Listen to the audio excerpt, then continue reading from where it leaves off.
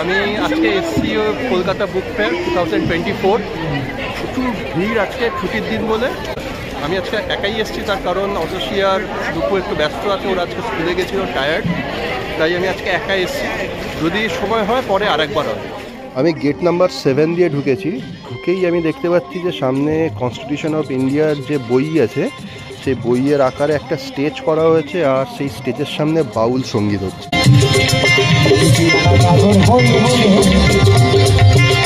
বলে পাড়ার লোকেতে আমার বিটির বিহারে আমার বিটির বিহারে 47th কলকাতা বুক ফেয়ারের এবারে থিম হচ্ছে ইউকে, মানে ইউনাইটেড কিংডম। তো খুব সুন্দর একটা স্টল দিয়েছে ইউকে। তো এই থিম স্টলটাই ফার্স্টে আমি ঢুকলাম একটু ঘুরে দেখব বলে। তো মোটামুটি চারদিকে বেশ ভিড়, প্রচুর লোক এসছে এই থিম স্টলটা দেখার জন্য। আর এই স্টলটার মধ্যে ইউকেরই নানা রকমের বই টই রাখা আছে, জাস্ট ফর মানে শোয়ের জন্য। স্টলটা বেশ সুন্দর করে সাজিয়েছে, একদম ইউকের যে যত রকমের ঐতিহ্য আছে সেইগুলো কিছু কিছু রেখেছে তারা। এইখানে একটি ওয়ার্ল্ড ম্যাপ আছে যেখানে দেখাচ্ছে যে 3 billion people encounters English language everyday. Traditional একটি ইংলিশ টেলিফোন বুথের সামনে অনেকে ছবি টবি তুলছে দেখলাম। আর আমি এবার আস্তে আস্তে এগিয়ে যাচ্ছি সামনের দিকে, যেখানে বই টইগুলো রাখা আছে।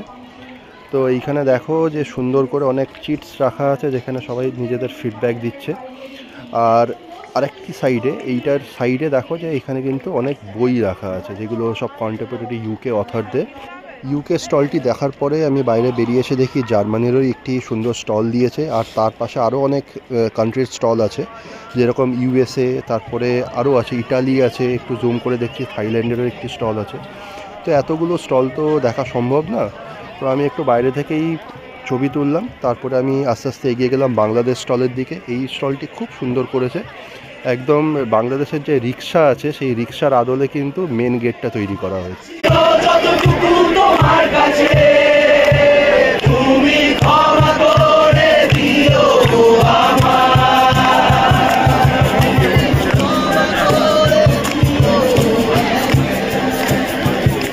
বাংলাদেশ স্টলের সামনে ওদের দেশের ফেমাস ব্যান্ড মাইলসের গান শুনলে তোমরা। তারপরে আমি সামনে চলে এলাম দক্ষ ভারতী বলে একটি দোকানের সামনে, এটি ছোটদের বইয়ের দোকান।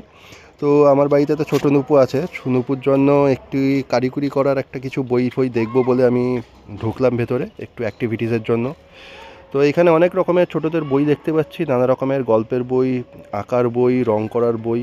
তো এখান থেকে আমি নুপুর জন্য একটি কালারের বই কিনলাম, কারণ অ্যাক্টিভিটিসের বই এখানে সেরকম খুঁজে পেলাম না। তো একটা কালারের বই কিনেছি, যেটার মধ্যে অনেক ফুল টুলের সব ছবি আছে, যেটা নুপু একটু কালার করতে পছন্দ করে, সেই জন্যই নিলাম।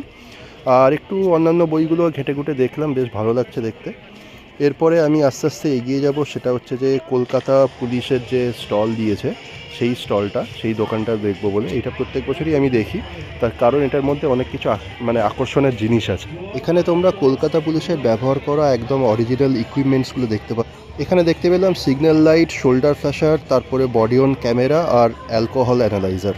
এবার চলে এসেছি একেবারে মূল আকর্ষণ কেন্দ্র, যেখানে সব অরিজিনাল গানস রাখা আছে কলকাতা পুলিশের ব্যবহার করা। আর একটা গাবদা সাইজের মেশিন চোখে পড়লো, এটা নিশ্চয়ই ট্যাঙ্কের মতন দেখতে, কিছু একটা গুলি টুলি ছড়ে হয়তো, যাই না। তো এটা বেশ ভালো লাগলো দেখতে। তার সাথে আরও দেখতে পেলাম যে নানা রকমের পিস্তল আছে এখানে রাখা, কলকাতা পুলিশের ব্যবহার করা।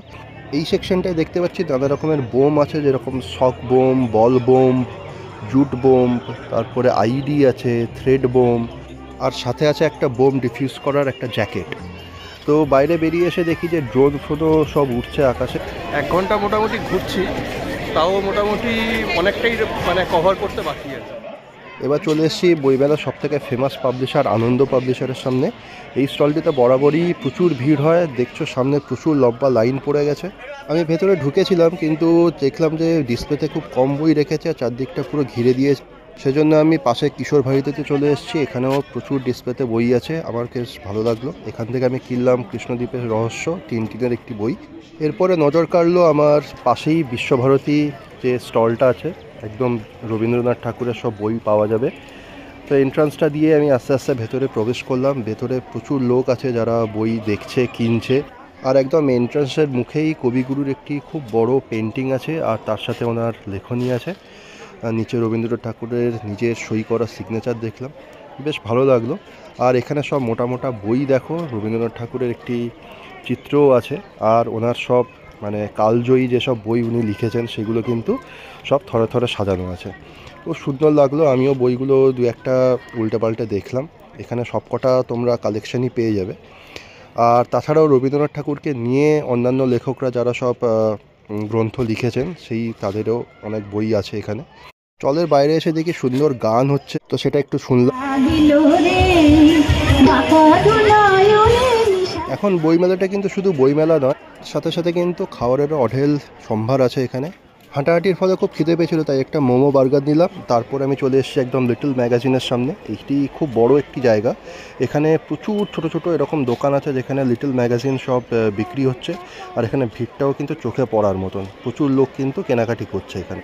এরপর যে স্টলটিতে এলাম সেখানে দেখতে পাচ্ছি প্রচুর ধরনের কার্টুন আর কমিক্সের বিপুল সম্ভার বলছে। তো আমি স্টলটার ভেতরে ঢুকলাম, সত্যি নজর কাড়ার মতন স্টল। এখানে দেখো কত সুন্দর সুন্দর সব কমিক্স এখানে তুলে ধরা হয়েছে পেন্টিংয়ের মধ্যে। আর এখানে প্রচুর কফি মাগ আছে যেখানে সব বাংলার যে বিশিষ্ট চরিত্র আছে, যেরকম হীরক রাজা, রামগরুরের ছানা, ট্যাশ গরু, এই ধরনের প্রচুর রকমের কিন্তু কালেকশান আছে।